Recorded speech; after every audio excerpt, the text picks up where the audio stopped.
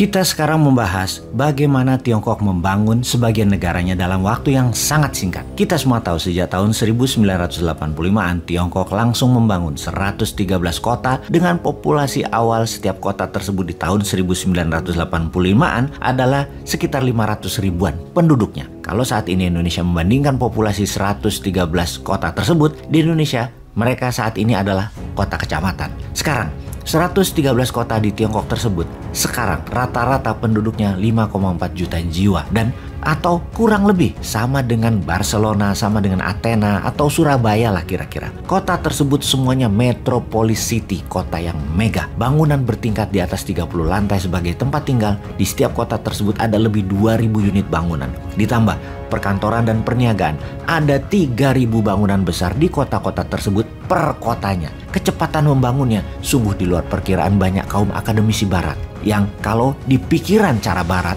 pertanyaannya, kok bisa sih Tiongkok membangun segitu cepatnya? Uangnya dari mana? Itu pertanyaan pemikiran barat yang juga banyak menjadi pola pikir pejabat 6 presiden Indonesia hingga saat ini. Sama mikirnya dengan pola pikir barat tersebut. Kalau Tiongkok membangun dalam 40 tahun, mereka membangun 25 miliar meter persegi bangunan tempat tinggal. Membangun 150.000 kilometer rel kereta api, lalu membangun dan memperbaiki 400.000 kilometer jalanan. Kalau duitnya dari hutangan, siapa yang minjemin? Jadi kita sudah tahu jawabannya. Kita sudah tahu logikanya. Kita sudah tahu caranya Tiongkok membangun. Tinggal pejabatnya punya nyali apa enggak, pejabat Indonesia ya, untuk meniru cara Tiongkok. Terbukti incumbent saat ini tidak melakukannya. Mantan incumbent juga tidak melakukannya. Oposisi yang saat ini bahkan seakan-akan tidak punya ilmunya. Buktinya mereka hanya nyangga aja bisanya apa yang incumbent saat ini kerjakan tanpa saran solutif. Lalu kedepannya Indonesia bagaimana?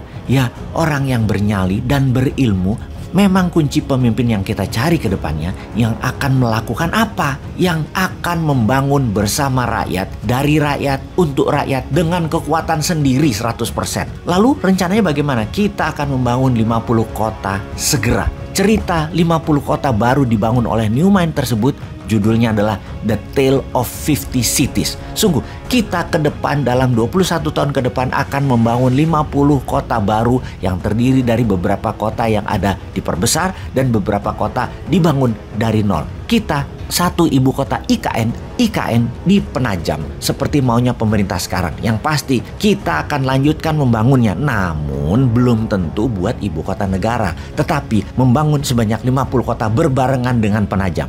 Penajam pasti kita bangun. Kota-kota itu masuk economic zone atau kota kawasan zona ekonomi khusus. Dalam 21 tahun ke depan, 50 kota ini berdiri dengan memiliki kekhususan. Misalnya di Merauke akan menjadi food estate, food city basisnya. Ada Silicon Valley-nya Nusantara di wilayah yang bersuhu stabil di sekitar 22 derajat Celcius. Ada heavy industry yang dibangun dekat dengan pelabuhan. Ada kota kesehatan yang berhawa segar, dekat air, dekat semua akses. Kota berbasis perikanan di lokasi di setiap waktu Indonesia bagian barat, timur, dan tengah. Ada kota berbasis dunia nelayan, maritim, dan teknologi kelautan, serta masih banyak lagi. 10 kota baru dibangun di Jawa, yang 40 kota di luar Jawa yang ditarget dalam 20 tahun ke depan. 150 juta populasi manusia Jawa akan pindah 50 juta penduduk menyebar ke seluruh Indonesia. Sehingga ketika populasi di tahun 2045 yang diperkirakan adalah 340 juta manusia Indonesia terbagi rata di semua wilayah dan semuanya makmur. Di setiap kota zona ekonomi akan menggunakan e-rupiah berbasis printing money yang beredar hanya di zona ekonomi khusus yang nilainya 1:1 dengan rupiah.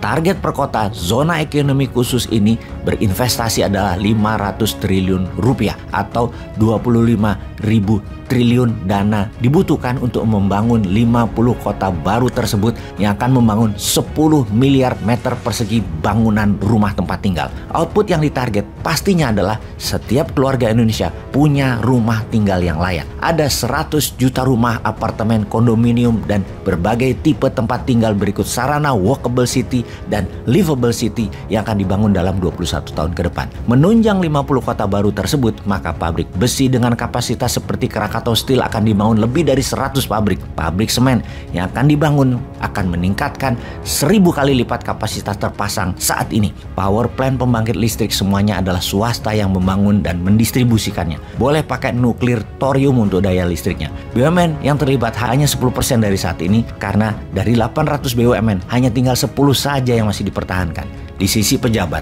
dan pemerintah, tidak ada proyek lagi di pemerintah yang bisa dibagi-bagi model sekarang. Pemerintah hanya meregulasi. Kawasan zona ekonomi di bawah otorita masing-masing berlaku hanya 20 tahun yang ditunjuk presiden langsung dan bertanggung jawab ke presiden. Jabatan ketua otorita ini masing-masing lapor langsung ke presiden. Setelah itu akan dibubarkan dan ditarik ke pusat di bawah kementerian terkait. Jah, ngelamun aja nih New Mind. Gak mungkin lah semua itu terjadi. Ngimpi. Lebih baik manut sama yang jabat sekarang. Juga memilih pemimpin nanti. Terlihat peduli pada rakyat di sosmed dan di media. Wes, ra usah macem-macem hidup itu. Manut aja. Jangan kayak New Mind. Mau jadi penguasa dunia lah. Nggak mungkin. Bukan begitu jalan hidup bangsa Indonesia ini dan negara Indonesia ini. Yang benar yang seperti sekarang.